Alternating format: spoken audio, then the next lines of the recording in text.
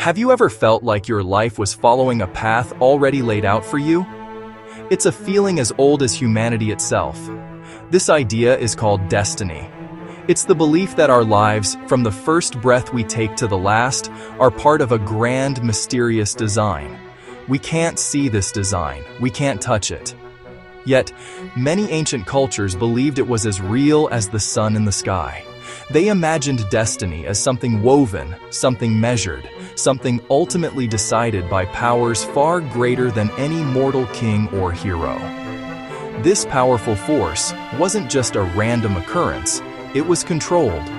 This great tapestry of life wasn't woven by chance. In the minds of ancient people, powerful beings held the threads. These beings were often imagined as women, goddesses of immense and quiet power. They weren't goddesses of war, Athena. They weren't goddesses of the hunt, Artemis. Their power was more subtle, more profound, and in many ways, more terrifying. They worked behind the scenes of the world, spinning the very substance of existence.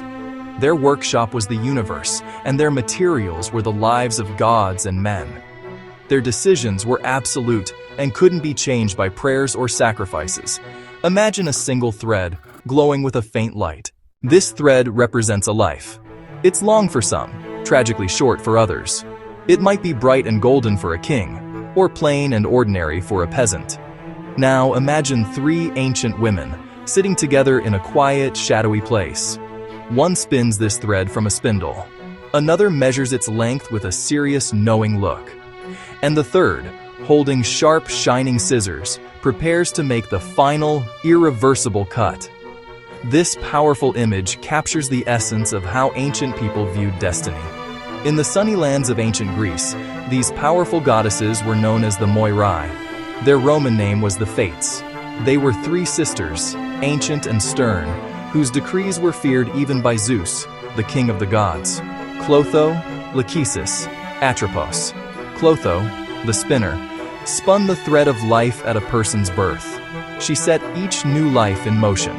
Lachesis, the allotter, measured the length of the thread. She decided fortunes and misfortunes, rich, poor, strong, weak, blessed, cursed.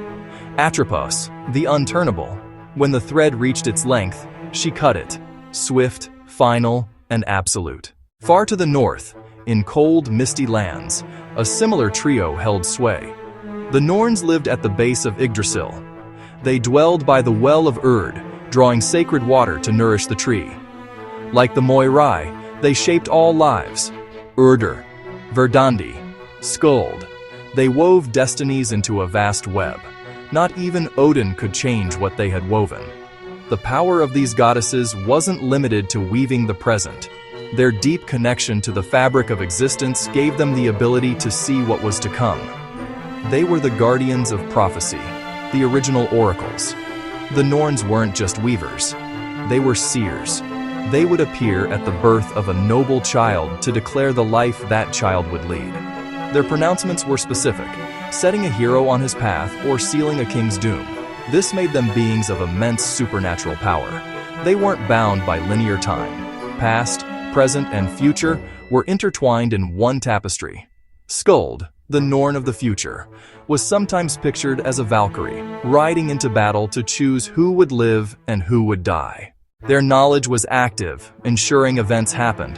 Their presence on the battlefield sealed a warrior's fate. Consider the Pythia of Delphi, a mortal priestess, believed to channel Apollo.